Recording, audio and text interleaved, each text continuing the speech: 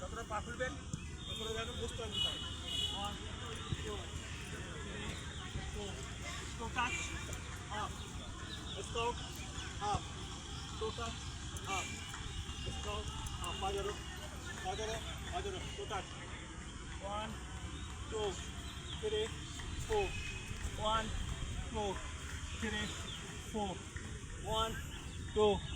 3 4 1 opposite হাত 3 4 opposite হাত 1 2 3 4 এবার জামাবে 1 2